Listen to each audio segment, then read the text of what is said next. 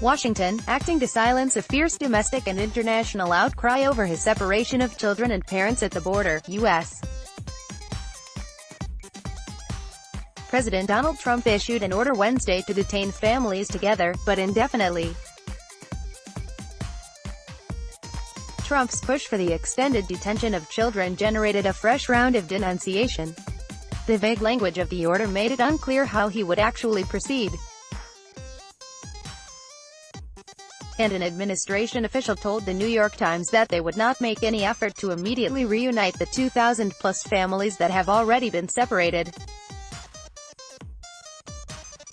Watched by Homeland Security Secretary Kirstjen Nielsen, left, and Vice President Mike Pence, U.S.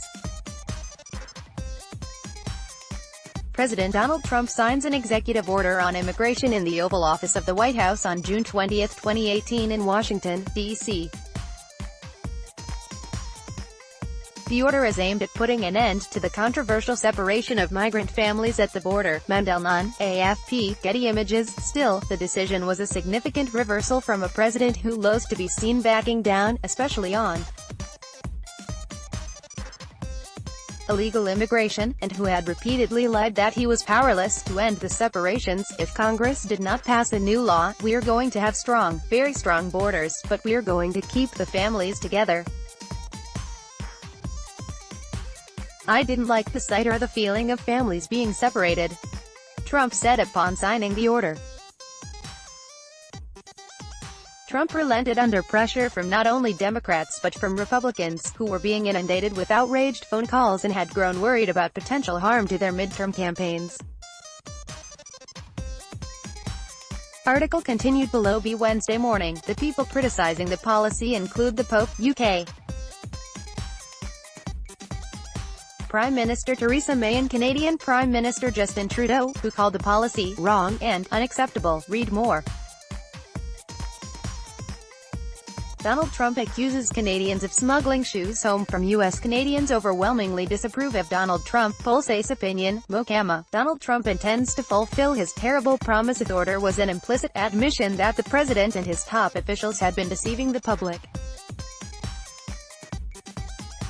Until he signed the order, Trump, his spokespeople, Vice President Mike Pence and Homeland Security Secretary Kirstjen Nielsen had falsely insisted that he could not end the separations with such an order. Trump, professing to hate his own policy, had claimed he was merely abiding by a non-existent law. He said, "Democrats gave us." Article continued. Bella Vist's position became untenable as the furor ballooned, fueled by disturbing photos of children caged in a warehouse-like facility in Texas and by audio of children wailing for their mothers and fathers. Trump said he had been moved by the images. "I feel very strongly about it. I think anybody with a heart would feel very strongly about it," he said. His proposal for indefinite detention, however, prompted yet more accusations of heartlessness. This executive order would replace one crisis for another.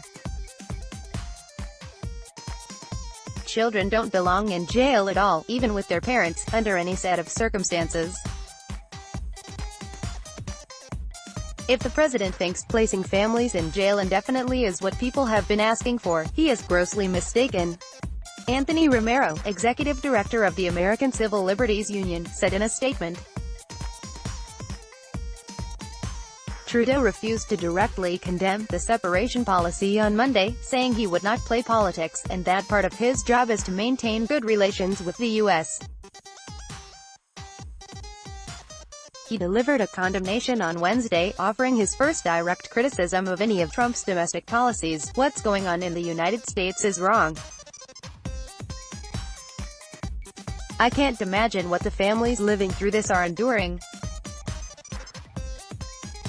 Obviously this is not the way we do things in Canada," he said as he entered a Liberal caucus meeting. More than 2,000 children have been separated from their parents since Trump changed U.S.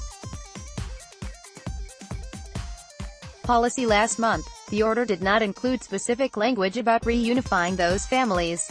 The families being detained are accused of entering the country illegally. Some of them are planning to request legal asylum but cross the border at locations other than legal crossings. The controversy began when Attorney General Jeff Sessions announced in May that he would begin a zero-tolerance policy of criminally prosecuting anyone caught entering illegally, rather than charging them with civil offenses as in the past. Sessions and other hardliners in the administration saw the separations as a deterrent to parents thinking about trying to come in illegally from Mexico.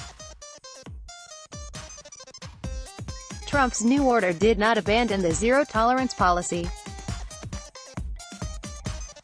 Instead, the order simply said the administration's new plan is to maintain family unity, including by detaining alien families together where appropriate and consistent with law and available resources.